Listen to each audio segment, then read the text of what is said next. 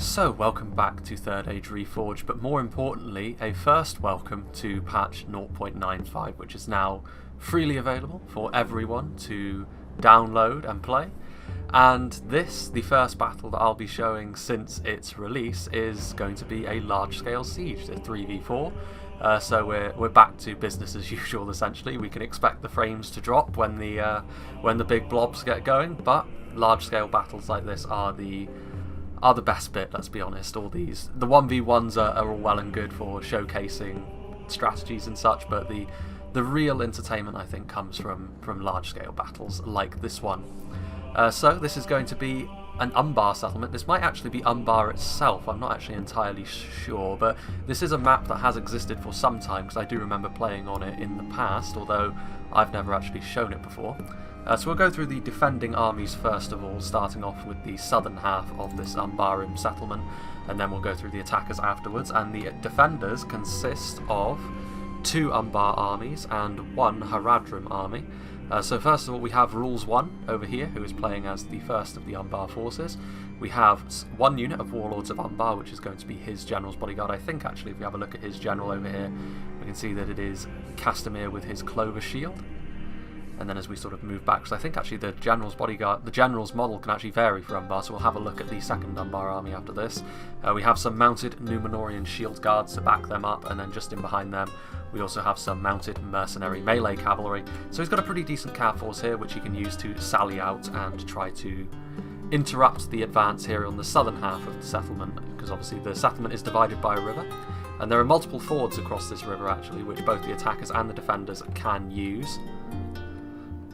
But for the time being, we shall have a look at Rules' infantry, and we have some Abrazanim and Nadu Tariq back here, and I think this is the upgraded armour model, which only units that can have new unit models will now be able to upgrade their armour, and the Abrazanim are one such unit, I believe. They're already very, very tough, and they are AP, which against the attackers that are arrayed before them is going to be quite important indeed. I think he's got another unit of them back here, indeed they do. All of the defending armies are quite elite indeed to compensate for the fact they are down an army, essentially.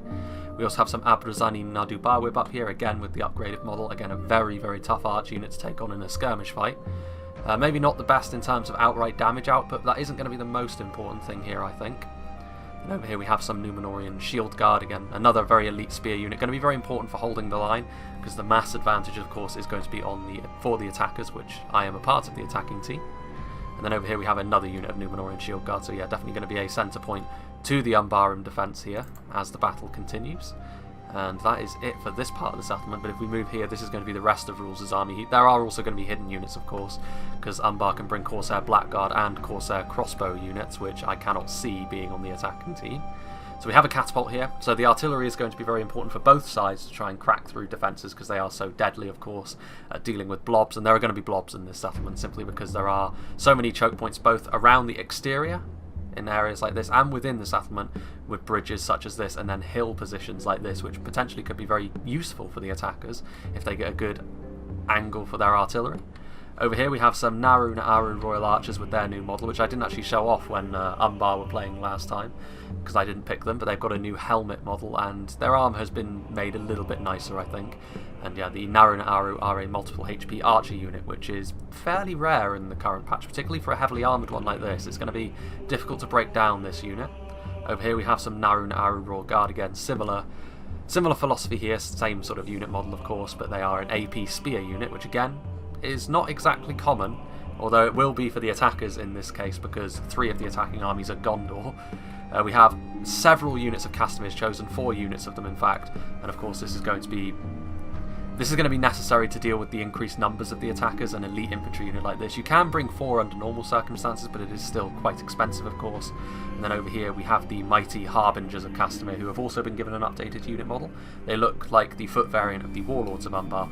Still a dual-wielding sword unit, however, so they are going to be a more skill-focused shock unit. Although, perhaps I've never really felt as dual swordsmen as being like shock as such, but if you can get them into an infantry blob and get them hacking away, they're going to do a very nice job at killing the enemy indeed. Now we shall move into the northern half of the settlement to have a look at the second Umbarim army, commanded by Fluffy Duck. And he's got a couple of units of Castamir's Chosen at the front as well. It's going to be a very similar army, so I think I'll go a little bit more quickly through this one. More Harbingers of Castamir. If we have a look up on this wall over here, we can actually see some... Yep, these are more Abrazanim Nardubawa. So a very nice position that he's got attacking from, well, to defend from the attacking armies on this side. There are Corsair Blackguards and crossbows hidden around here as well. There's also some Numenorian Shield Guard defending this higher position, which can be entered by the attackers as well. So multiple avenues are going to have to be defended here. We also have another catapult, which is potentially going to be very deadly, particularly if it can get some nice shots across the river, should it be necessary. And over here we've got some Abrazanim Nadu Tariq as well. So again, more AP units, which are going to be very useful against all of the Gondorian armies that are arrayed against them. And another unit of Nadu Tariq back here. And I think there might be some more Umbarim back here. Yes, there are. So there's a couple more units of Castamir's Chosen. There's also some Abrazanim Narduzagar. Not AP, but potentially could match up to some of the more skill-based units which are on the attack. Stuff like the Care Andros Swordmasters, but we'll get onto that in a moment. Some lower tier AP Corsair Savages could be useful if they are embedded in a line to simply augment the damage of a more defensive setup. And then over here we have some more Naru and Aru Royal Guard, so definitely a very quality-focused Umbarim force. The two Umbarim armies anyway, because their reinforcements are from their Haradrim underlings. We have some more Abrazanim Nadu Barwib as well, and some Naru and Aru Royal Archers. So now, the third and final defensive army, we have Sin of the Dark Cloud playing as Harad, with a very Sin-type army. He was the one who made this scenario, and this is a scenario which is available to be played by everyone. You don't need to download a special file for it, because it comes with the patch. So I think he's got 4 units of the Trollmen of Harad, 1 unit of Demons of the Desert, which are possibly still the most deadly single javelin unit in the game, although that is very debatable now. And then we have over here the Champions of Nafarat as well, the new Haradrim, I was going to say Umbarim then, the new Haradrim shock infantry, the high tier, multiple HP, very, very deadly. They're basically the big brother of the Trollmen, and the Trollmen aren't exactly weak themselves. So this is his infantry force, which is going to be moving into the settlement to help reinforce it. And then over here we have... This is what I was talking about when I was referring to a very Sin-type army, because it is entirely comprised of cavalry over here. 2 units of the mighty Mumakil. I think he's got 4 units of the Muhad Warbeast. I'm not sure I've actually shown these guys yet, but they have been in other videos before on the official channel. So the Muhad Warbeast, they are... I don't really know how to explain. They are essentially very heavy cavalry. They've got a huge charge bonus. They're also, I think, 3 HP, so they're going to be very difficult to bring down. Not quite as tough as the Mumakil, of course, but Mumakil do have that very large malus to javelins, whereas I don't think the Muhad Warbeast do. It's just straight damage. But the Muhad Warbeast, of course, following up the Mumakil, this is a very shock-heavy force. And then we have also 3 units, I believe, of the Muhad Beastmasters. So this is Javelin Cavalry, camels as well. Could be useful for dealing with any of our cavalry that comes to meet this terrifying Haradrim force. And then he's got several units of Serpent Bodyguard as well going down the line here, which is capped off by 1 unit of Black Serpents, which is somewhere around here. No, that's the Muhad Warbeast. They are around here somewhere. They might be on the end. Yes, they are. Let's go and have a quick look at them, because they're really nice looking. They're one of my favourite cavalry unit models in the game at the moment. So the Black Serpent Bodyguard here, which is his general's unit. Where is the general, by the way? This must be the fellow over here. He's been given a new unit model as well to make him look a little bit more distinct, because the Haradrim general was always a little bit generic. But now we shall have a look at the attacking armies, starting off with mine. We'll go a little bit faster through these because the Gondorian ones are mainly the same. There's a few differences between the higher tier units we have. But I've got a force of 4 units of Gondor Spearmen at the front with both armour upgrades. Gondor are a little bit different in the sense that most units that can be upgraded can only be upgraded by 1 armour value, but Gondor can go up to silver shields, which means that they get the full plate, which they are well known for. So I've got 4 units of them, and just in behind them my Gondor infantry have been given a similar level of armour, so they've got the plate armour as well. Obviously they're going to be very bad against the cavalry, so that's why the spears are in front, but we didn't actually get to deploy the attackers, so we're going to have to manoeuvre our army to get ready for the inevitable charge of Sin's Mumakil. We've also got 3 units, well, I've also got 3 units of Gondor archers. Again, sort of basic archers, but they have got both the armour upgrades, so they will be more difficult to skirmish down. Over here, 2 units of the Pelagia Marines, which is basically my only hope against the Mumakil. Otherwise, the Mumakil will just run my army over completely. My General's Bodyguard is a Shielded Fountain Guard, AP spears, very tough. I need to keep them away from getting charged and ravaged, however, by the cavalry force that stands before me. A couple of units of regular Fountain Guard as well. They are not multiple HP, but they are still AP, very dangerous to cavalry. They are very expensive as well. I think you can have two though before the cost increases in a normal situation, not just a scenario like this. And then at the back here, a couple of units also of the Care Andros Swordmasters for some skillful infantry for when we get deeper into the settlement. I've also got one unit of Wardens of the White Tower over here for a similar purpose. They're definitely not going to be anti-cavalry.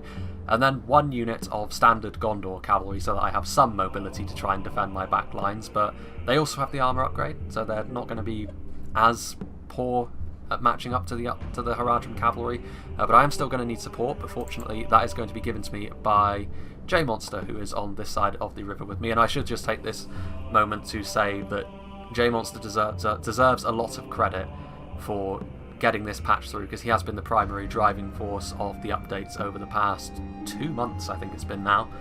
So he definitely deserves a lot of credit, so everyone should really offer him thanks for this patch, because it is largely down to him that people got their ducks in a row and started to move it along. But he's got a very similar army to me, so he's got Gondor spears. Ooh.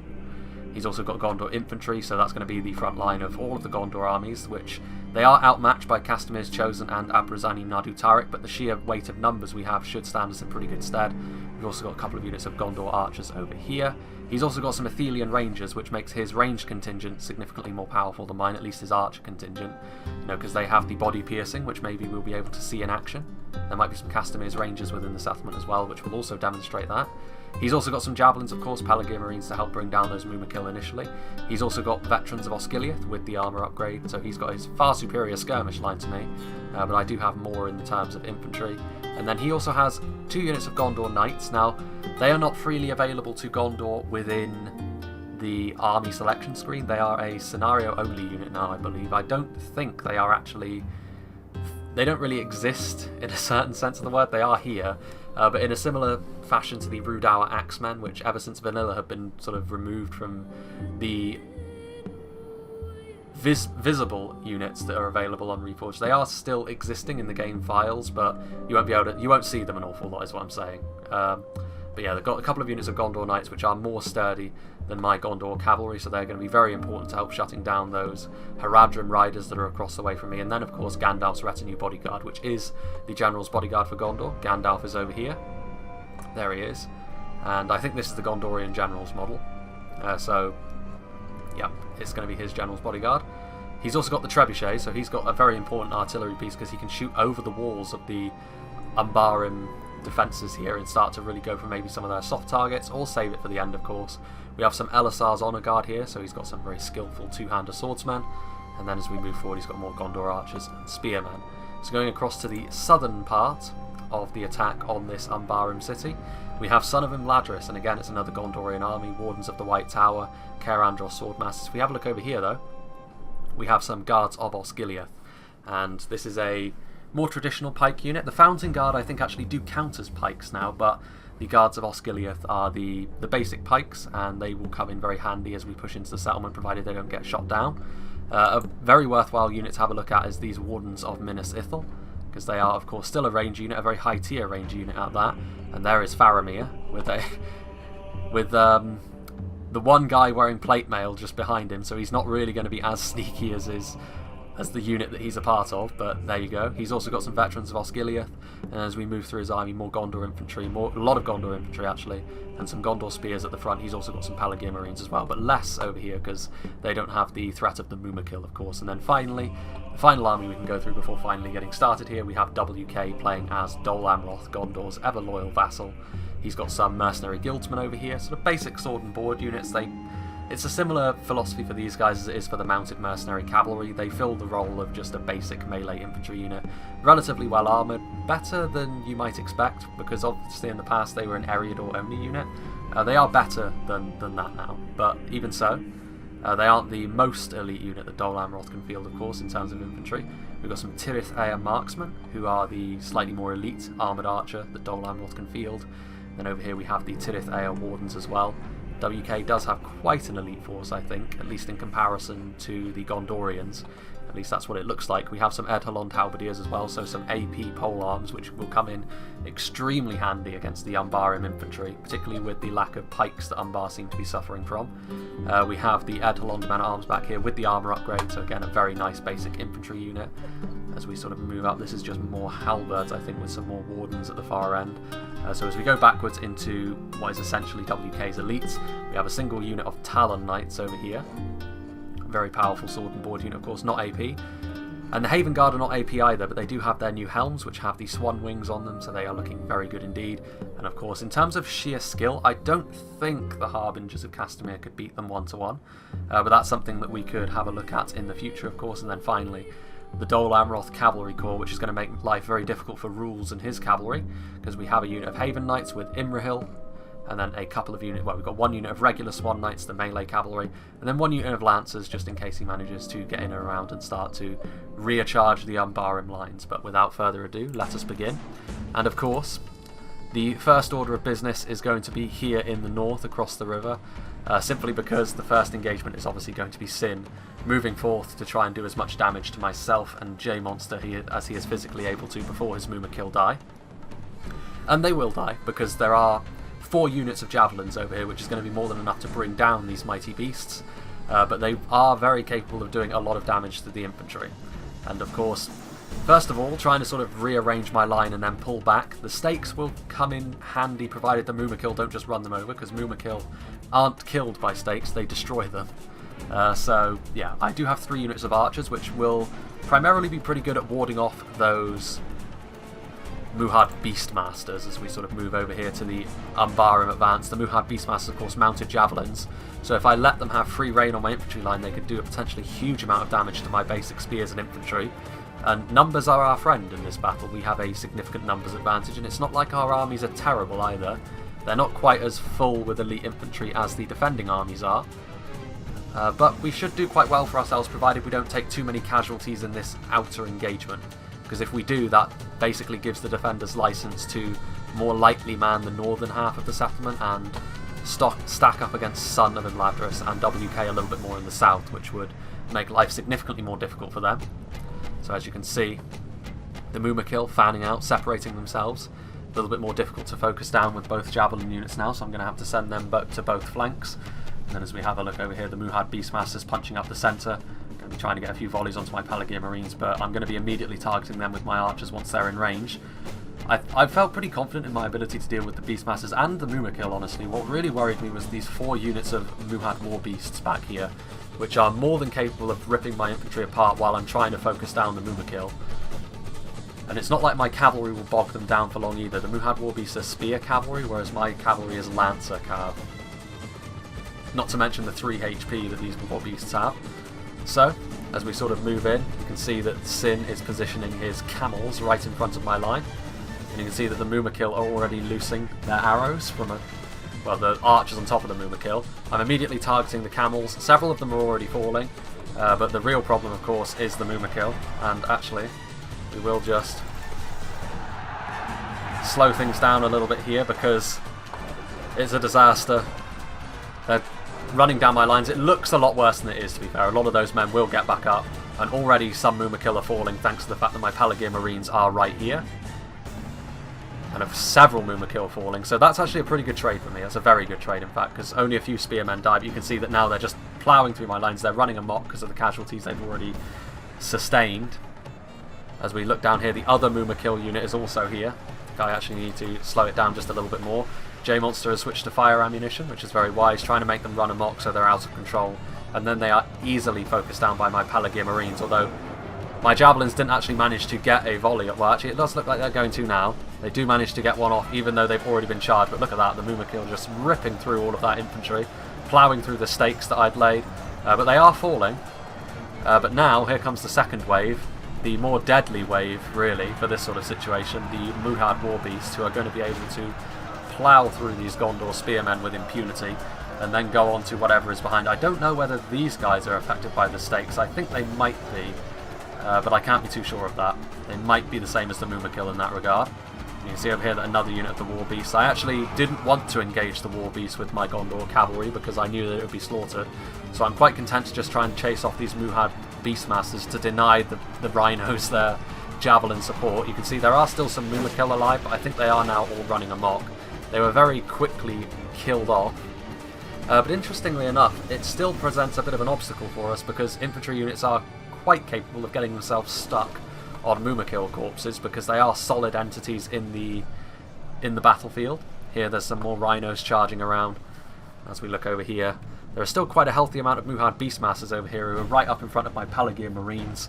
But ultimately the amount of range fire we have here is probably going to be enough to see us through. You can see that J-Monster's cavalry is also over here doing a fine job at getting into these Muhad Beastmasters in melee. I do think the Muhad Beastmasters have a bonus versus cavalry in melee, but these cavalrymen are quite elite and there are more of them than there are camels in this situation. But here you can see that J-Monster is about to feel the pain as well, or not. The Rhinos changing course, and stopping these Rhinos was a nightmare. You know, they've got a huge amount of mass, they can pull through pretty easily. However, they don't have a lot of armour, I don't think, so those Athelian Rangers getting a nice amount of damage down there. You can see here these Muhad Beastmasters, several of them dying to the stakes, which is nice to see, but several of them are also getting through. It looks like those Muhad Beastmasters are affected by the stakes because they both died, but these Gondor archers being engaged in melee, several of them falling, but honestly I don't mind losing this amount of archers because they still have their ammunition and they will still be useful in the later game. Pulling my shielded Fountain Guard back a little bit. See over here the Athelian Rangers trying to deal with these Rhinos which just continuously pushing through the lines. And now my Gondor infantry is also being accosted. And as spear cavalry, they're not terrible in sustained melee, the Rhinos, but you really want to be using their mass to charge them around. Here we can see that these Mumakil are running amok, but they're still running through my troops. This unit of Gondor spearmen has been really cut down to size very efficiently by these Muhad war beasts, but they have been stuck in melee with them for some time. So I think their hit points have been expended because one of them is dead. This unit of Gondor cavalry is over here as well. Still Rhinos, still camels around as well. This is only a portion of Sin's army, remember, so all this disarray is being caused by probably just under half of his units. To hear my archers are still in melee, so I'm going to try and trap these camels with my spears. What is going on over here? These Mumakil corpses. The Athelian Rangers trying to get out of the sustained melee over here. Instead, the veterans of Osgiliath pulling out their swords and shields, very accomplished melee fighters as well as archers. These Rhinos are trapped now, there are only 3 of them remaining, and they're going to be pulled down by all the infantry. Let's go and have a quick look at what's going on down here, because the settlement is starting to be attacked on this flank. And over here we can see WK is moving up his Dol Amroth forces. The Castamir's Rangers, who have also been given a new model, I believe. At least they've been made a little bit more higher res, at the very least. You can see actually that they didn't put too much of a fight up on the very outer defences over here. Instead, they are content to let Gondor and Dol Amroth, I was going to say WK, but both are correct, I suppose. They're going to be mounting the initial attack, and they're going to be allowed into the settlement a little bit more than you might expect. You can see over here that the Númenórean Shield Guard and the Abrazani Nadu Turret are going to form the first line. They need to be careful over here, or else they will be overwhelmed by the combined forces of Gondor and Dol Amroth, but it does look like they're sending up some reserve Castamir's Chosen, so all should be pretty well there. You can see that the Umbar cavalry is also pulling back to within the settlement, so let's go and have a look over here at what is occurring behind the lines. The camels have finally been dealt with. This unit of Rhinos is still alive, however, but the Mumakil are all running amok, and this unit of Muhad Warbeasts, there are still 8 of them remaining. I'm just trying to slow them down with my Gondor cavalry so that perhaps I can get a few more javelin volleys off on them, because trying to conserve what remains of our, trying to conserve our infantry is going to be important, because it means we're going to have the numbers to deal with the Umbarim as we get further into the settlement. As we can see over here, there are still all of these Muhad Beastmasters running around, but they shouldn't last too much longer. J-Monster's cavalry is all up in their face, and they're also going to be taking some damage from the infantry and some of the spears that we're sending forward. But it is complete chaos over here. All semblance of lines and such were disregarded pretty quickly. I also started targeting down the Rhinos with my archers, but here is going to be a bit of a nasty situation, so I'm just going to increase the speed just a little bit. Actually, you know what, we'll just go straight up to 1 speed. As we can see, my Care Andros Swordmasters are going to take a nasty charge. Bisected there. You can see just the dead bodies they leave. They just cleave through units like this. When they're in a wide formation like this, it makes it even easier for them to pull through. This unit of 6 Muhad Warbeasts is now just going to continue the charge. as the frame rate starts to struggle with all of these cavalrymen panicking to try and contain these Muhad war beasts. You can see here as well my Wardens of the White Tower trying to block their escape. But even still, they're still able to pull away. A real nightmare, but ultimately they are going to be dealt with here, because even if they don't, they won't break as such, but they will start to run amok eventually.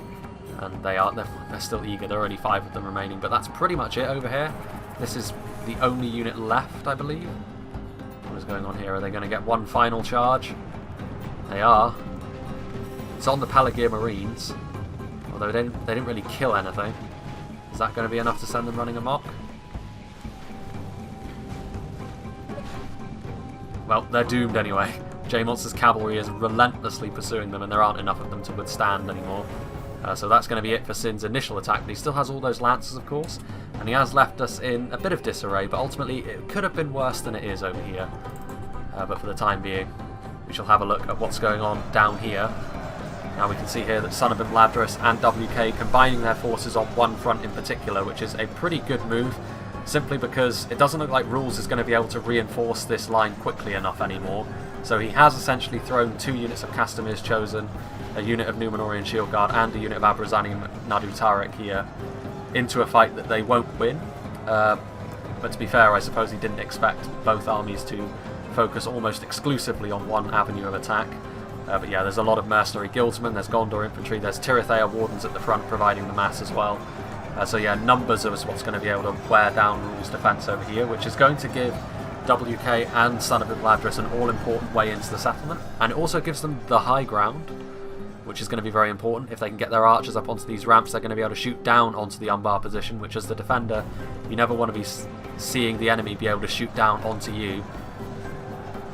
That's why surrendering the walls so meekly is always frowned upon, but Rules here, you know, these are 4 units that could have been very useful later on, and ultimately they will have killed a fair amount of troops, but nowhere near enough to have made their deployment up here worth it. We have a look over here meanwhile. Down here on the lower section of the settlement, we can see that WK is also preparing to move in over here. Meanwhile, these Abrazani Nadu Bawib setting up over here, the Castamir's Chosen, and some, you know, it's a very thin line to deal with the onslaught of Dol Amroth that's going to be heading towards them. Even so, the Nadu Bawib are going to be very difficult for us to make go away, simply because they are so good in a skirmish fight. They're definitely something which can stand up to a great deal of punishment. And in terms of archers we've got, the veterans of Osgiliath will probably beat them 1-to-1, but I don't think we have as many of them as the defenders have Nadu Bawib, so we're going to have to be relying on more basic archers to try and make up the difference. But as the attackers, you never really expect to have the skirmish advantage, particularly when you have one more army than the defenders. So over here we can see that WK is just sort of moving his first wave of Edhalond men-at-arms into position. So we have a look up here, the complete overwhelming of Rules' initial defence here is almost complete. So a very good dual attack here on this front by Son of Imladris and WK, excuse me. I can feel my voice starting to go already. Yeah, Castamir's Chosen are good, but they're not this good. Not able to withstand an entire army all by themselves. And again, the mass of the Tirithea Wardens certainly helped here, because it helped them push through the lines. You can see here that Gondor archers are getting ready to get into position on this higher ground, as well as the Tirithea marksmen, while the mercenary guildsmen and the Gondor infantry finish off the Umbaran forces over here. Meanwhile, 34,000 frames is honestly not hugely long for a 3v4 siege battle, which meant the battle flow was pretty good. You can see over here the Edhalond men-at-arms moving in. They're not in any great hurry to engage, although perhaps they should be, because the Nadu Bawib are mercilessly shooting them as they advance. Even with their armour and shields, they will still take significant casualties from a sustained volley like this. There's some more Tirithea Wardens, again, pretty similar to the Citadel Guard of Gondor, only they lack the AP that the Citadel Guard have. It's what makes Gondor's higher tier spears so damn effective. Those AP spears are very important for them in a field battle. Well, let's have a look over here. The engagement here. A good synergy here between the Númenórean Shield Guard and the Abrazani Nadu Tariq. There's not really a huge amount of attack value here. Both of these units will have relatively low attack compared to something like sort of dedicated elite heavy infantry. But the AP combined with the mass of the spears is going to stand them in pretty good stead. The Edhalond men-at-arms will certainly not be able to defeat this front line unsupported. although WK here has got plenty in reserve, of course. You can see over here that they have also taken up position here, although those Tirithea Wardens are taking direct hits from this Abruzani Nadubawa, but Rules is in a really tough spot here. So he's going to have to essentially defend two choke points that are right next to each other, but also the high ground belongs to the attackers at this point, so it's going to be difficult for him to survive the withering amount of range fire that's going to be coming down on him. And Son of Imladris and WK can effectively choose their targets, so something like the Naru Naaru Royal Archers may be focus fire down, or the Abruzani Narduzagar. In fact, Fluffy Duck, I think seeing the peril that was approaching, has sent over some units of reinforcements to help Rules out, which is definitely needed, because the defensive position in the north is a little bit more safe in the knowledge that Sin has got a lot of Lancer cavalry in the north, which is going to make our advance a lot more cautious, which is why myself and J-Monster are taking our sweet time in advancing onto the settlement. Also based on Gondor and Dol Amroth's one of their primary weaknesses being anti-armour, very wary of any Corsair blackguards that may be hiding. These Adelond men-at-arms, this is a very tense standoff here between the Black Numenorians and the Half-Elves. Well, actually, I guess that these Adelond men-at-arms probably wouldn't be Half-Elves themselves. Only the elite Dol Amroth. Oh, hello. A charge up the hill by Rules. This is pretty bold, although the Castamir's chosen as melee infantry. Well, it looked like they were going to attack, but they've changed their mind. The Tirithea Wardens would probably lose to the Castamir's chosen, in all honesty. Although those Abruzani Nadubawib are leaving. Those Castamir's chosen do need to turn around. They are going to be able to, just about. As the Tirithea Wardens collide with the front line. Again, the high mass unit at the front. Probably going to be immediately backed up, and indeed the mercenary guildsmen are right there. Meanwhile, let's go and have a look in the north here at Fluffy Duck's defence. You see J-Monster is going to be attacking the lower part of the settlement, or at least he's going to be setting up his infantry ready for the attack.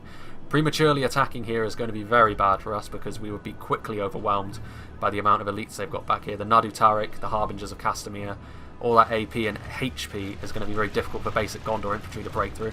And the superior position over here is pretty rough for us to try and break through. And the threat of that Cav is still hanging over us. We do have Cav of our own, of course, ready to meet them, but the Haradrim cavalry is very swift. Over here, the Abrazanim, of course, in a skirmish fight, a straight skirmish fight, they're going to be able to defeat Gondor archers, even with the upgraded armour of the Gondor archers. The Abrazanim Nadubawib, of course, having the upgraded armour themselves. This unit of Nadubawib is sort of pulling back over here, because they are potentially going to be focused down by a lot of archers from both myself and J-Monster. But even so, they're going to be surprisingly resilient to an awful lot of arrow fire, so it's a lot more cautious on this front, simply because of all that cavalry. But, having said that, we're prepared to play the waiting game. I mean, over here in the south, things are going our way so far. Those Tirithea marksmen, and over here, the downhill charge here. Brutal. Rules, again, being overwhelmed by the sheer amount of numbers here. He has to defend both sides, both choke points, but it's obvious which one is more the focus of Son of Imladris and WK's attention here. The Tirithea Wardens, Mercenary Guildsmen and Gondor Infantry for the second time are pushing in on a horribly outnumbered unit of Castamir's Chosen, and they are in fact just going to go right past. Gondor Infantry won't be able to do this as well as they used to, purely because of the lack of shield wall, but when a unit is this outnumbered, it's still going to be a valid strategy. But Fluffy Duck is going to be sending in some Castamir's Chosen to form a secondary line, which is badly needed. Down here, Umbar are having a lot more luck, even with the Adelond Halberdiers backing them up. The combination of Nadu Bawib that are out of ammunition, with the AP of those Nadu Tariq, and the mass of those spears is making life very difficult for Dol Amroth. They do need to keep the assault up down here, though, just to make sure that these units are all tied up, so WK is sending forward another unit of his Edholond men-at-arms. And, you know, this is fine. We've got more men that we can afford to lose than the attackers. Over here, more Castamir's Chosen, finally getting into the front lines. So this line is saved, Fluffy Duck's timely intervention, but they are going to need even more, because the superior positioning, the way that Son of Imladris and WK have very easily taken the high ground here may well pay very big dividends as the fight continues. But as we look back over here, you can see that it's definitely more of a skirmish fight over here. And while the Abruzani Nadu Bawib are kind of exposed up here on this cliff, they do still have the superior firing position, and they are the superior archers to the Gondor archers, who have already taken some losses. Some of them have been ravaged by Sin's initial cavalry attack. yeah, these Nardubawa firing into some of the Gondorian archers. My archers taking a bit of a beating over there. And then as we look over here, we have the, you know, the terrain is not making things too easy over here, but one thing we were quite concerned with was the possibility existed of there being a sneaky unit of Blackguard back here with these 2 units of Númenórean Shield Guard. And 2 units of Númenórean Shield Guard is not easily dealt with. We would need to commit one of our elites, something like the Fountain Guard, to deal with them, and losing them to Blackguards would be heartbreaking. So these Nardubawa are being forced to withstand the hail of arrow fire coming at them from the Gondorian archers. And while over here you can see more Edhelond halberdiers have been pushed up, and also this position over here down on the low ground being targeted by the Gondorian archers. Not the most elite archer in the world, but the additional damage, particularly on the Abrazanim Narduzagar, who are unshielded unlike the other units over here, is going to be very, very key. And now victory is looking like a certainty on this fight as well. With all of these Edhelond men-at-arms and halberdiers, it's a very potent front line of AP and solid melee infantry. As we have a look over here, the Castamir's chosen as well. They're still holding their own. To be fair, Fluffy Duck's infantry has turned the fight over here. They've stopped the advance of the Gondor infantry in their tracks. And a lot of the mercenary guildsmen, I think, are gone, although WK is pushing up another unit of them. But I'm sure that Son of Imladris has got plenty of units left to help them out. Now the Catapult of Rules has come in over here. The lag actually isn't that bad at all. I'm quite surprised considering there's blob fights like this going on. Here comes the Catapult, a very nice hit there, several nice hits, which is exactly what he needs in this situation, because this line is looking like it's going to fall at any moment. But this is going to hasten WK's advance into the lines. So this is, if there's friendly fire here on this front line, it's going to break. Well, it probably won't break actually, because Umbar do have a lot of morale. That is brutal. So a lot of Umbar's higher tier units, like the Castamir's units, do have locked morale, so they won't run away as such, but even so, the demise of these units is going to be hastened by the addition of another unit of AP halberdiers. Meanwhile over here, the Gondorians facing against their hated brethren from the south. Very similar. I like the fact that now that Umbar have got their style, which has that Gondorian vibe to it, this is exactly the sort of fight you want to see between the Gondor infantry and the Castamir's chosen, to see the Black Númenóreans take on their brethren. Oh, hello. That was interesting. Right into the camera, and that is a brutal hit, and again, this angle is perfect for the catapult. So this could very quickly send this Gondor infantry routing, and that would be very bad. I mean, considering the fact that initially things were going very well on this front, dealing with that catapult is going to be all important, and all of the archers have turned their attention on it. Although I do think that the defenders at this point lack the infantry to cover both flanks. I mean, the Dol Amroth force down here is going to be victorious. In fact, they're pushing around the flanks now. So all Son of Imladris really needs to do is not break, and things will be going very well down here. Meanwhile, over here, we can see that things are starting to get a bit crazy. We've got Sin's cavalry going around the flank. Those Mumakil are running amok, so he doesn't have control of them anymore, but he's going to be going around with 4 units of Serpent Guard and 1 unit of Black Serpents. So in terms of cavalry, we're horribly outmatched, but we do have AP spears, we do have a lot of standard spears as well, and things are going to be difficult for Sin. It's more of a suicide gambit, this, than anything, but with how things are going in the south, they do need to do a lot of damage to us here in the north, because it will then lessen the pressure on them as the battle goes on, because we are certainly in the lead. Indeed we are, by 7%. Oof. That's brutal though. That's going to quickly level the playing field just a little bit. Over here though, you can see the Talon Knights thought about going in, but then decided against it. Having a look over here, the Abrazanim Narduzagar, only 29 of them remaining. They were dealt a harsh hand by having to advance into arrow fire. Over here, the advance of Dol Amroth continues, and Umbar is really going to struggle to hold this front line. I mean, Dol Amroth still have their cavalry as well, and the Swan Knights are being sent forward, and if the Swan Knights push through, this catapult is toast. Even the Warlords would struggle to save the catapult against the Swan Knights because of their melee cavalry nature. But over here we can see now Sin is charging forth with his Serpent Guard, and it's all hands on deck for myself and J-Monster. I'm going to charge in my Gondor cavalry over here to prevent my javelins from just being run over. My javelins are also going to fire against the Serpent Guard. But the true goal of Sin is not going to be my javelins, but it's going to be J-Monster's Trebuchet. His Trebuchet crew is running away indeed. The Elisar's Honour Guard also taking a charge from the Black Serpent bodyguards. That's not what they want to be doing. So the Kaer Andros Swordmaster's trying to get a counter charge off, but One thing about the Serpent Guard is they are very, very slippery. It's like they've got grease, they're covered in grease, and now they're going to charge into the very vulnerable Athelian Rangers. As things start to get a little bit hairy, my Gondor cavalry is following them in, but I mean, honestly, my Gondor cavalry is not going to be a match for the Serpent Guard 1-to-1, but at this point it's damage control. We need to make sure that several of our important units are not lost, and this is really bad news for us. The Trebuchet has been found. The Serpent Guard are hunting them down, and the Trebuchet being caught somewhat. That wasn't a brutal charge, to be fair, and the Trebuchet crew is still running, but the Black Serpents are after them. Enemy force remains. No. Trebuchet crewmen are ill-equipped to deal with elite cavalry like this. But you can see that this, the Serpent Bodyguard is so slippery. They're very fast. They're not the best in sustained melee, but if you can just run away from most cav engagement, you don't need to be the best in sustained melee. And look at that, the Trebuchet crew just getting run through by the Serpent Guard. Saving them at this point is going to be difficult, to say the least, although even if we save just a couple of them, that's going to allow our Trebuchets to continue firing, and the more this cavalry embeds itself in our army, the more chance there is that they will break, simply because so much of Gondor is made up of spears, and AP spears at that, with Fountain Guard and shielded Fountain Guard in and amongst these units. My archers are also going to take a pretty nasty charge from the Serpent Guard. All of our ranged forces were committed to trying to stop the Serpent Guard at this point.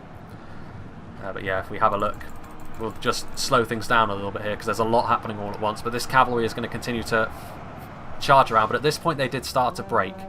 Not all of the Trebuchet crew was killed either, there's still 13 of them remaining. The cav is going to continue charging, but we have managed some damage control, although that was much more painful than we really needed it to be. Over here, the Castamir's Chosen are being bisected by a heavy amount of Gondor spears and Gondor infantry, but the ones that pushed in are shaken, because in a sustained fight they're not going to be a match for AP units like the Nadu Tariq. Meanwhile, if we have a look over here, the Swan Knights are running through, running rampant. Over here things are going much, much better. WK and Son of Imladris doing a real number on the defences over here. The Narun Aru Royal Archers committed to melee, but at this point the lines of Umbar are thin on this flank, and with WK's cavalry running around, it's pretty much a lost cause. I mean, even with all this Umbarim cavalry, they're not really going to stand too much of a chance against all of this, particularly seeing as there is halberd support over here as well, so it's not like charging the infantry is that... It's not that much of a juicy prospect either, especially not with the Haven Knights moving forward. Oof. Brutal. Some sort of frame dropping happening over there, so let's go back over to myself and J-Monster's side of things, where the cavalry nightmare continues, although it's pretty much finished at this point. The Serpent Guard have been largely dealt with, and that's pretty much that, although, to be fair, these Black Serpent Bodyguards are still alive. If we continue like this, we will smash the enemy. They are much less likely to rout than the standard variety, and they are still trying to get charges into the Gondorian archers over here.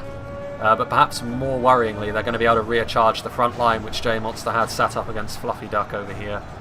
And that's very bad, because these units were already wavering, and a big portion of the spears that had gained us quite a lot of ground are now going to rout, which is very bad. And what's worse is, these Black Serpent Bodyguards will be able to escape back into the settlement.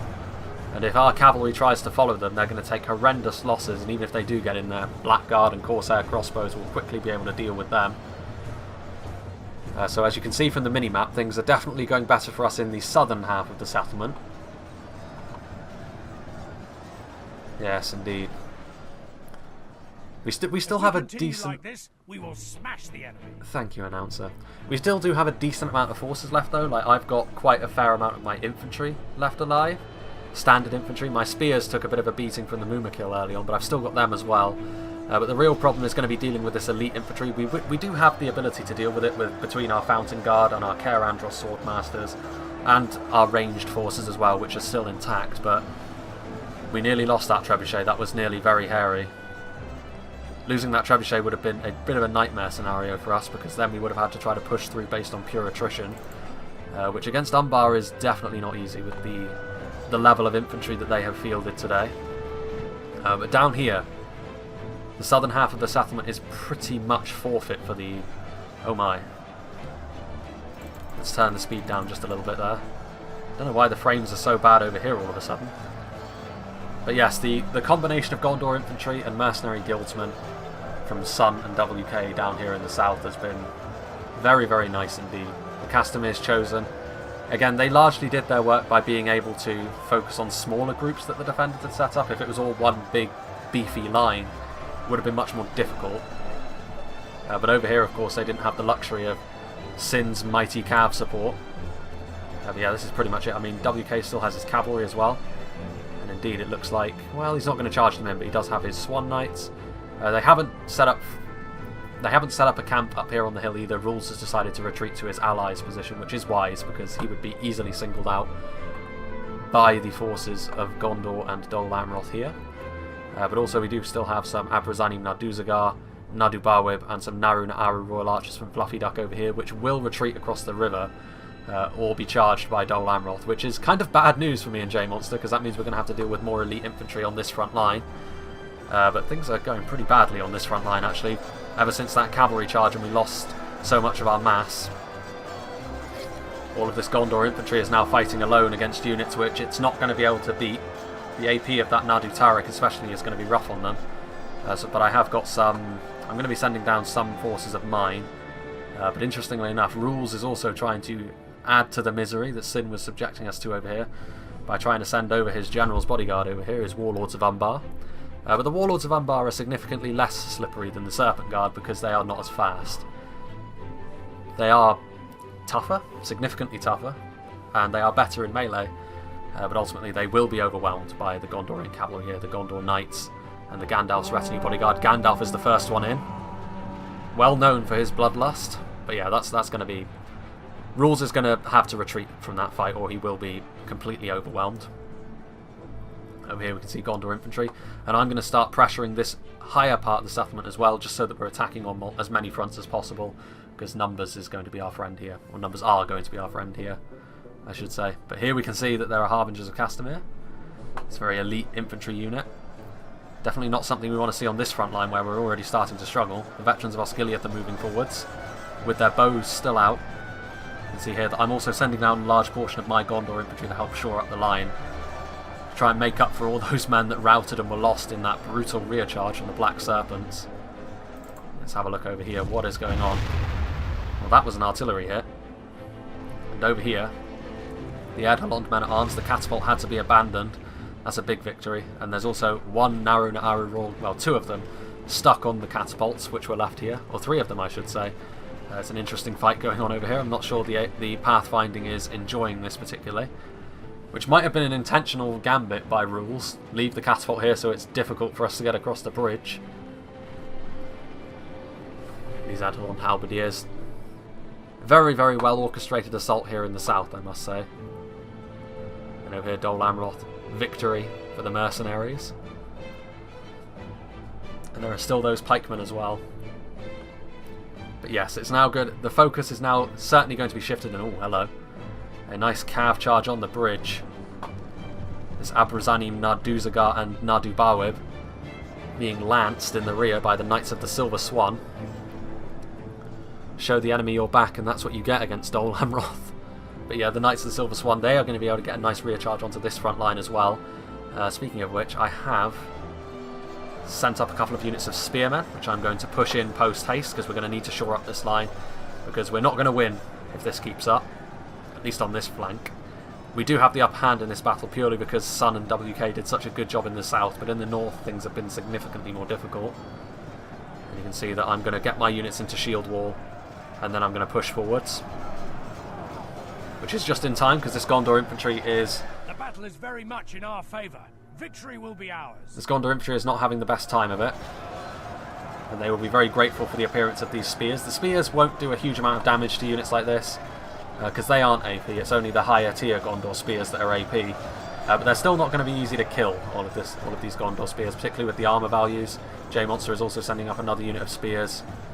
Meanwhile, if you have a look over here, the fight has also begun up here.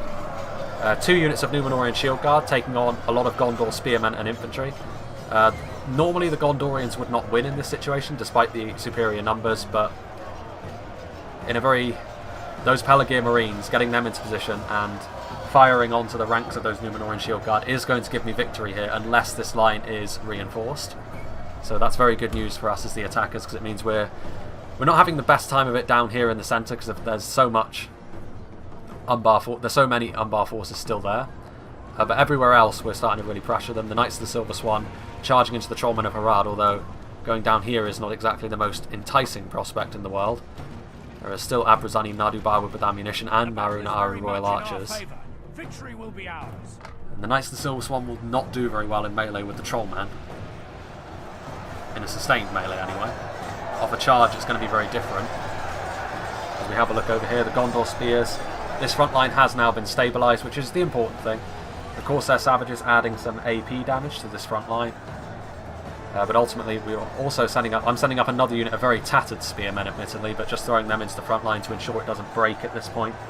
Because tying up all of these Umbar forces is what we want. And then crushing in from the sides. While we have a look over here, Fluffy Duck is reinforcing this higher section with some Abrazani Nadubar that are out of ammunition, but more worryingly the Nadu Tariq. That AP is not going to be good. Some point blank fire here coming in from my archers. I do love the new model for the Abrazani. Gives them a much more Umbar feel, I think. They always look like they belonged in Khan before. They look nice, but over here I'm also sending up another unit of Pelargir Marines. My initial unit of Marines ran out of ammunition. They of course don't have many javelins remaining after the Mumakil and Rhino forces accosting them.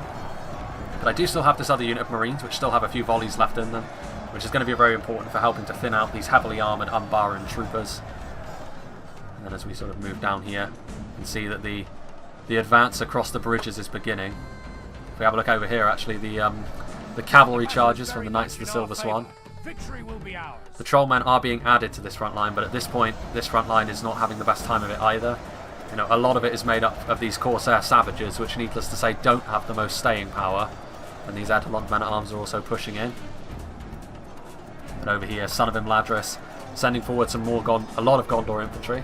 Stopped in their tracks by Abrazani Narduzagar. Again, the quality of the Umbar troops is higher, but the sheer weight of numbers that the Gondorians are presenting here is going to be too much for a single unit. And again, this is where we've had the advantage most of all in this battle, I think. You know, oftentimes the defenders have committed forward singular units to attempt to stop the advance, and against the sheer weight of numbers, particularly from Son of Imladris and WK, it's been a real brutal time for the defenders. Over here, the frames dropping just a little bit as we approach this blob. That's how you know we're back in business. The Knights of the Silver Swan moving forward, the Edhelond men-at-arms getting a rear charge onto these Trollmen. And the combination of my spears and J-Monster's spears holding them in place. The Harbingers of Castamere are now being committed to the fight. Rather than running, the forces from Umbar committing themselves to the enemy. How are things going up here? Let's have a look. Ah yes, this is where things really started to turn around, because I committed one of my units of Fountain Guard up here, and with the AP, that very quickly turned the melee fight in my favour. I actually didn't even have to use all of my javelin ammunition. And seeing the way the wind was blowing up here, Fluffy Duck decided to retreat, which is definitely understandable. To fight another day, to try and find a different way to deal with these Fountain Guard, because of how devastating they can be to troops like that. Definitely you know, when you've got the numbers advantage and a unit of Fountain Guard embedded in the infantry, it's going to be very difficult for Umbar to answer that in this situation. Definitely something like Blackguard is going to be required. Son of Imladris' victory seems certain over here, amazingly enough, despite the fact that the Narduzagar seem to have taken very little in terms of casualties and seem to be hacking away at the Gondorian infantry. But over here, WK is also mounting an assault over here, so the defenders are having to cover multiple fronts, and it's definitely not easy. But the Edelond men-at-arms don't stand much of a chance at all against the Naru Naaru Royal Guard.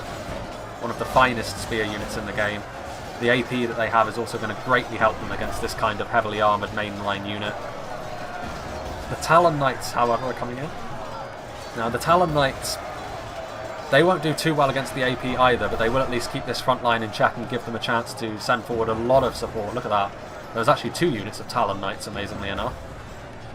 And there's a lot of Gondor infantry and spears coming up, as well as archers that are out of ammunition. So even the presence of these Harbingers of Castamere alongside the AP spears is not going to be able to hold back this blob, I don't think. Well, actually, there's 2 units of Naru Naaru Royal Guard there. So they are going to be halted in their advance there for the time being, but tying up those elite assets that the enemy have is going to be very good for us. Over here, Son of Imladris committing forward yet more Gondor infantry. It was a really relentless assault from both of the armies that started in the south, and certainly they carried us pretty hard here, because without their attacks across the bridge, myself and J-Monster weren't exactly in the best of positions. We probably could have broken through eventually with the use of our elite AP units, but even so, we probably wouldn't have had much left. It definitely wouldn't have been a cost-effective trade for us. Over here, we're simply outnumbering the enemy with spears and bogging them down. You know, they still have the forces over here, honestly, to be a bit of a pain. And unsurprisingly, Fluffy Duck finally reveals his 2 units of blackguards that were hidden, absolutely mowing down the Knights of the Silver Swan. Knights in shining armour, now dead. So yeah, the blackguards, obviously, this was something that myself and J-Monster were pretty scared of, honestly. And for good reason. You can see how quickly they kill stuff like the Knights of the Silver Swan, which is a very heavily armoured unit. It's definitely not low tier stuff.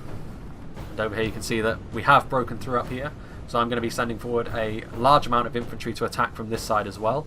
There are Abrazanim, but I think, again, seeing which way the wind was blowing, they're going to be forced to retreat once again.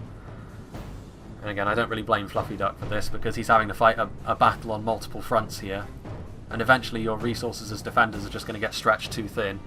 And you can see that the front lines are really going in our favour over here. But it is important that we get through quickly, because over here, WK is going to be struggling significantly more, because he's got a lot of elite forces, a lot of multiple HP units to deal with over here. The Trollmen, the Harbingers, the Naruna Aru Royal Guard. Even with the presence of the Talon Knights here on the front line, you can see that there are several routing units. Gondor infantry routing off. You know, the Haven Guard are moving forward, but WK is going to need some support up here pretty quickly. Because again, we don't want to see this advantage we've built up over the course of this battle start to disappear before our eyes. See that there are yet more Edhelond men-at-arms to be committed and more halberds. WK does have some Swan Knights as well. But cavalry in this situation, it's going to be pretty dicey to use. You know, there are also these Corsair crossbows and the Black Guard. The Haven Guard are now moving in. The Haven Guard and the Talon Knights, the finest infantry Dol Amroth has to offer, up against the finest that Umbar has to offer, the Naruna Aru and the Harbingers. The Trollmen will slightly skew the result of that fight though.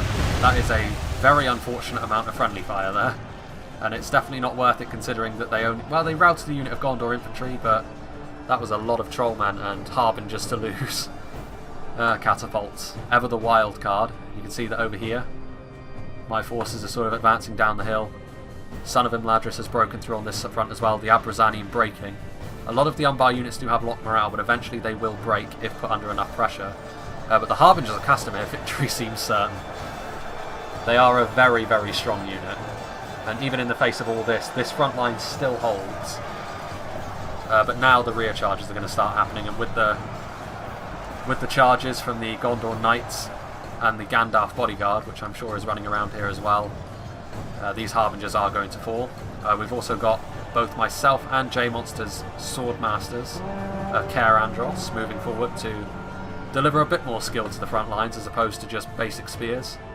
And we're also moving here. I was hoping to be able to shoot the catapult with my archers, but unfortunately basic Gondor archers don't have the range. Veterans of Osgiliath do, however. But I don't have any veterans in my army, just basic bitch archers for me. These blackguards, however, are going to be a very juicy target indeed, because really the defenders, if they're going to win this, they're going to be relying entirely on the stopping power of their high damage ranged units, their blackguards, their Corsair crossbows, but particularly their catapult needs to be able to heavily pay for itself, because now you can see here that Son of Imladris is sending forward a hell of a lot more spears, overloading this front line, and now is the time to move forward and crush the enemy. Son of Imladris once again taking the lead. And I am going to follow suit on this flank with as much of my infantry that remains. And to be fair, a lot of my infantry is still alive. My spears have been the primary casualties so far. You can see over here the Corsair Blackguards managed to be caught in melee by a couple of units of the men-at-arms that pushed through. Having a look over there, you can still see there's an awful lot of blue in that southern half of the settlement. Guards of Osgiliath moving forward as well. Naruna Aru Royal Guardsmen trying their best. Oh, the Trebuchet getting a very nice hit there. A bit of friendly fire, but at this point, I mean, we don't care about friendly fire because we've got a significant numbers advantage at this stage. And over here, the Abrazanim Nadubawiv, I mean, all hands to the grindstone at this point, because they're going to need it. Myself and Son of Imladris committing forward all of our basic infantry to try and overload this front line. making them fight on multiple fronts is really what has led to us having such a huge advantage in this battle. I will say, well, there goes one of the enemy generals. That might have been the other Umbar general, I think. But yeah, I mean, I think probably the Dol Amroth army with 2 units of Talon Knights, Haven Guard and Mounted Haven Knights. That was an extremely elite army. I think that maybe there would be a case in terms of making the scenario a bit more balanced and toning that down. And also the fact that we as the attackers did have access to quite a lot of nasty ranged units. But you know, having said that, myself and J-Monster in the north weren't having the best of luck. I felt like if the defenders defended the outer terrain, I won't really call this walls, oh god. That lag. That blob though. Let's turn it down a little bit as the guards of Osgiliath get into the fight. That's more friendly fire. But I do feel as though if maybe Rules tried to defend the outer walls a little bit more, it would have gone a little bit more smoothly, because obviously a lot of those units which he initially lost, they died without getting a ton of kills. But having said that, that wouldn't have been sufficient to even this fight out at all, I don't think. Who knows? There probably is a way to win this as the defenders, to be fair, but I definitely think that the attackers are going to have a pretty hefty advantage. Oh my word, that frame rate. That's how you know we're back doing scenarios. Good lord, look at that Gondorian blob. Made up of pretty much myself and Son of Imladris's mainline infantry units at this point, just in one giant blob. Let's turn the speed down. I'm not even going to try and get close to that, because that's disgusting. That's going to crash the game, definitely. Over here, Son of Imladris taking a pretty hefty amount of casualties, to be fair. And backing them up, we have some Pelagia Marines. The crossbows are reloading. The javelins and the crossbows and the catapult are doing their best, and they're getting a lot of casualties on that position over there, but ultimately it's not going to be enough as we sort of back out.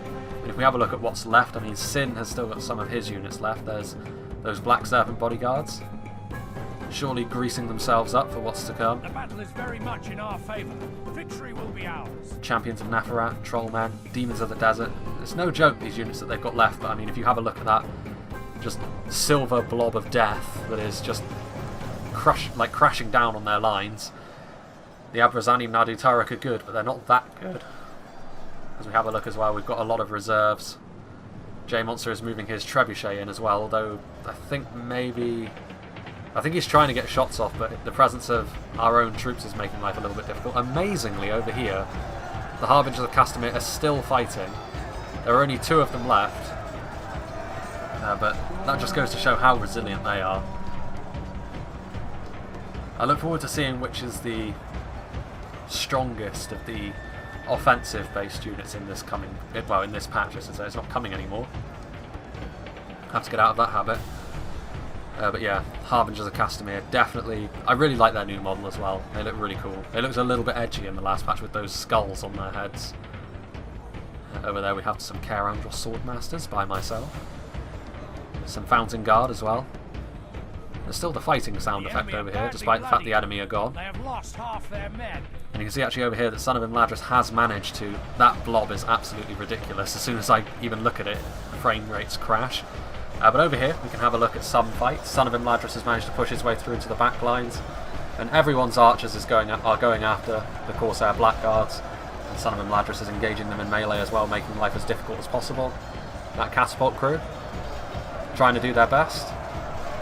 Honour their Dark Master. But yeah, there's Wardens of the White Tower in here as well, so definitely not going to be the sort of force which is going to be easy to make go away. Certainly not in time to save the other front line. This catapult, I presume it still has ammunition. Some Corsair Blackguards still alive over here. Right, let's turn around. Those crossbow Corsairs. Definitely glass cannons. They haven't been targeted by the archers at all at this point either.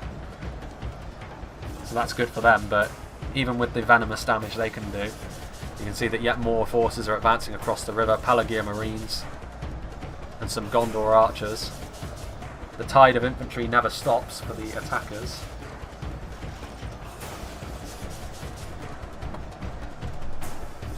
I think, well...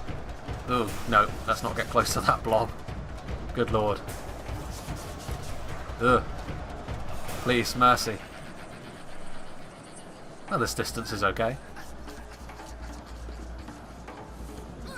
This Gondor spear unit being supported. WK at this point has probably lost almost all of his army, but his aggression has been worth it.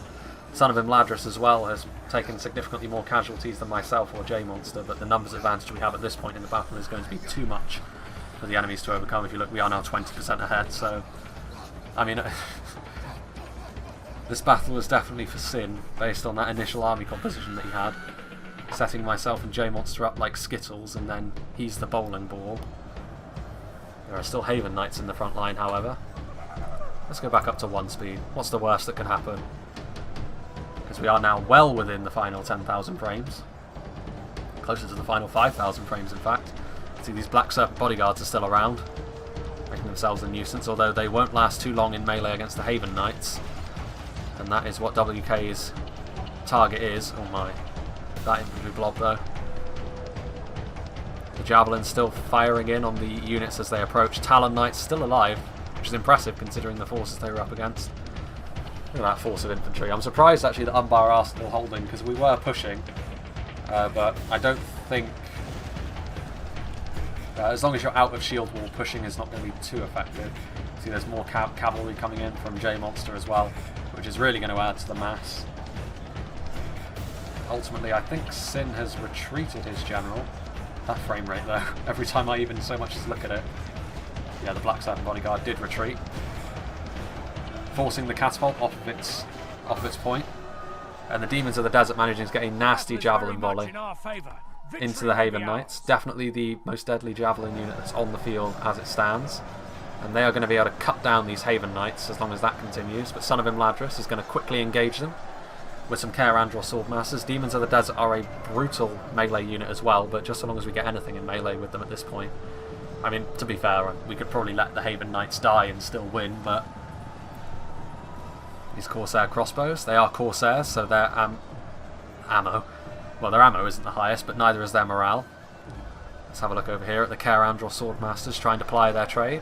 They're not going to have the easiest time of it against Trollman. And even though these Black Serpent bodyguard, there are only 6 of them, like this, we will smash the enemy. The morale shocks that they're imbuing upon us might be more of an issue.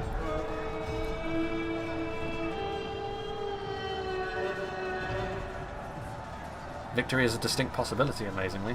That's interesting. What else are they fighting? Because they're definitely not going to win that fight up there on their own. And over here there's a couple of spears just getting into the crossbows. The Haven Knights, their really nice new helms, cutting down what's left of the catapult crew, the final bastion of hope. Although, to be fair, there isn't much hope to be had for the Umbarim at this point. Oh my word. This is a safe distance to watch that ungodly blob of infantry from, it seems. My word. There are Swan Knights still alive in there as well. The battle is very much in our favour. Victory will be ours. This time I will not argue with you, announcer. Still some Castamir's Rangers, amazingly, as well. Let's get a closer look at them, shall we? Again, been made a little bit more higher res. Oh, there goes Rules' general. Actually, that happened across the river. His general had managed to escape and was trying to roll around in the back lines, trying to charge into those Wardens of Minas Ithil, which he did succeed in, but ultimately he was stopped. I think it was actually the marksman that killed him, not the charge from my Gondor cavalry, but regardless, the Trebuchet is also firing in, narrowly missing those Castamir's Rangers. And now here comes the charge up, the mad charge up the hill, because this is going to be the end of the battle at this point.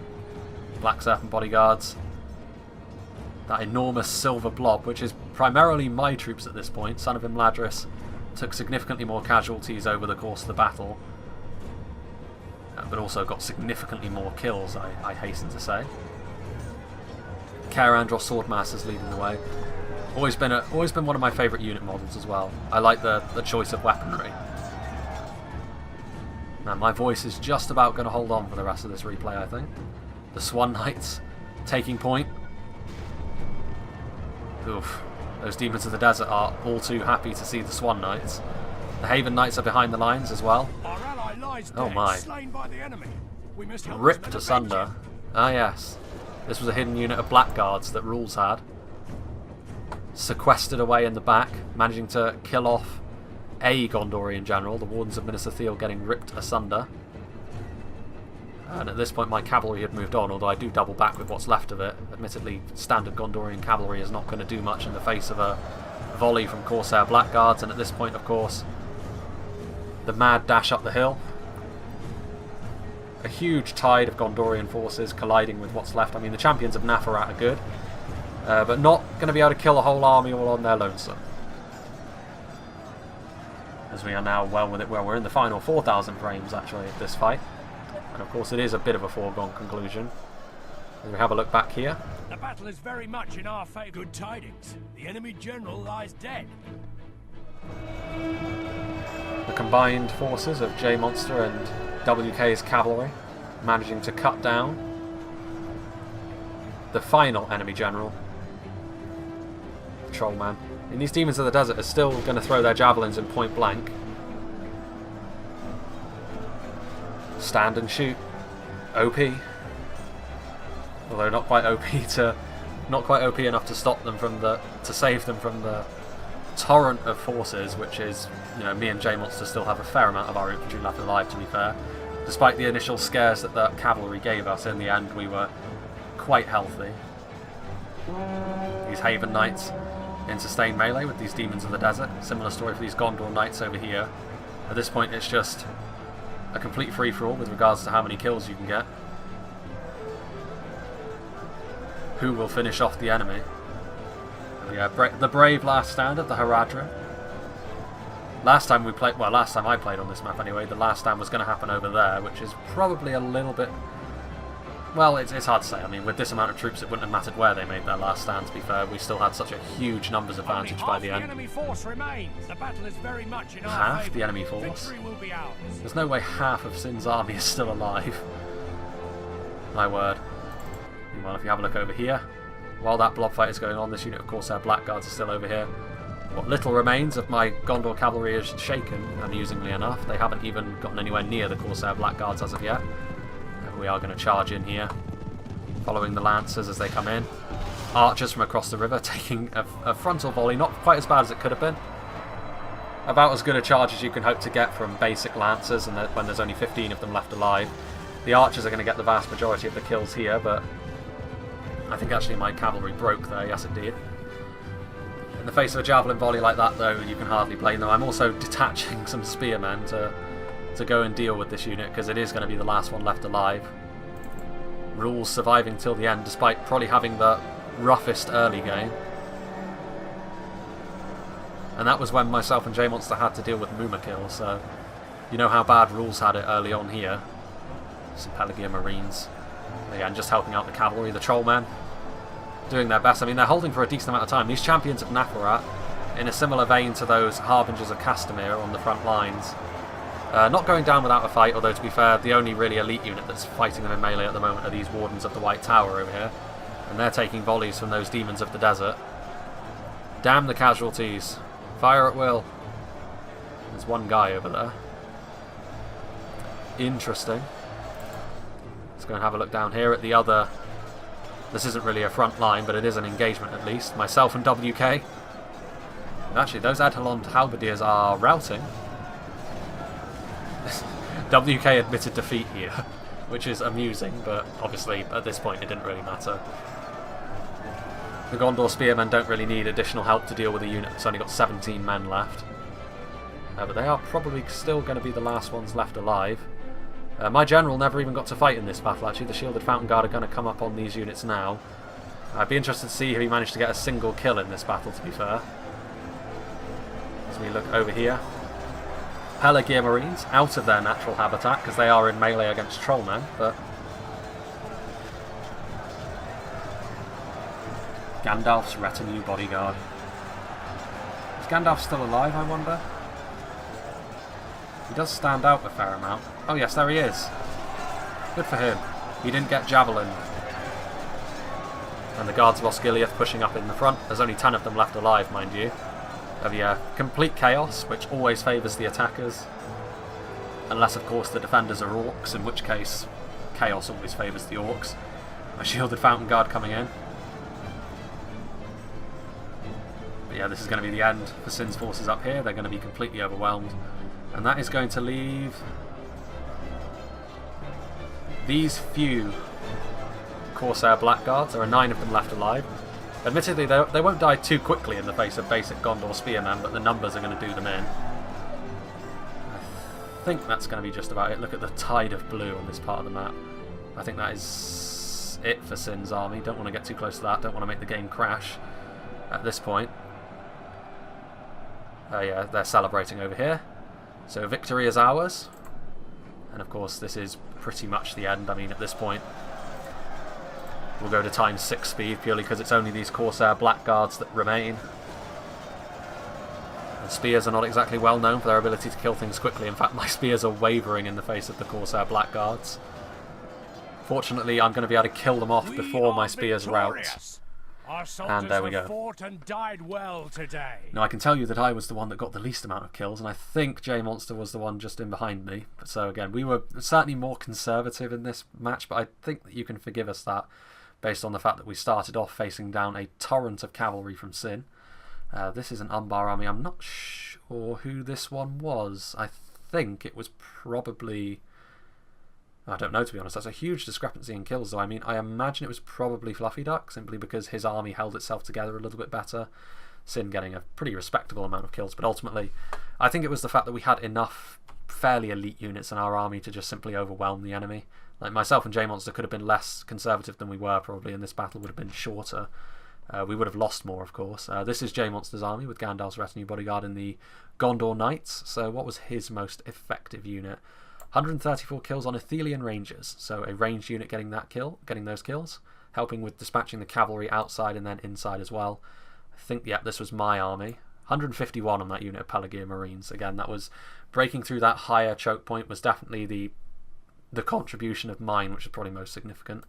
But even so, the rest of my army not getting a huge amount of kills. That unit of Fountain Guard, though, doing very well on that front as well. Down here we have Son of Imladris' army as well. We don't get to see WKs, unfortunately enough, but Son of Imladris, unit of Gondor archers getting the most amount of kills. That's interesting. Low tier archers. That high ground was all important in the early game. High ground OP. But yeah, this was a fun scenario to start off the 0.95 life cycle with. And I'm just glad to be doing larger scale battles like this again, to be honest with you. Not the most balanced map in the world, of course, but I mean, it had Mumakil, it had all of the Haradrim war beasts, it had a fight between Gondor and Dol Amroth and their hated enemies Umbar, so it was thematic as well. And it was a cool map as well. I do like this, the settlement that's sort of bisected by a river with 2 halves to it, and the defenders can kind of, well, not in this case because of the scenario sort of choosing where you have to deploy. But as a map, if you were the defenders and you could choose where you could deploy, you could decide which half of the settlement to favour, because I think you will have to do that on this settlement, because there would otherwise be simply too many ways in if you try and evenly distribute over everything. But yeah, very much a fun map to play on. Next, I think from me, you will probably be seeing a faction overview, because I'm going to be doing them again now with a new format. I'm not just going to be showing all of the units all at once on Grassy Plain. There's going to be a little bit more structure to it now, because it has been quite a long time since the last time I did it. Almost a year, actually, I think. So that shows how long it's been. Not since... well, whatever. But, yeah, also, I think up on the... you might see this battle up on J-Monster's channel as well, for his perspective. But on the official channel, I know that they intend to sort of welcome the new patch with a battle on the Grey Havens, which is WK's new creation, and that is a fantastic map. I hope to be a part of it, but if I'm not, you should go and check it out anyway. The website is actually down momentarily, so I will be posting the links to the ModDB and to the Discord in the description below. So yeah, I hope you enjoyed this. Hope you enjoyed seeing 0.95 in all its glory, and I hope you'll join me for whatever is next.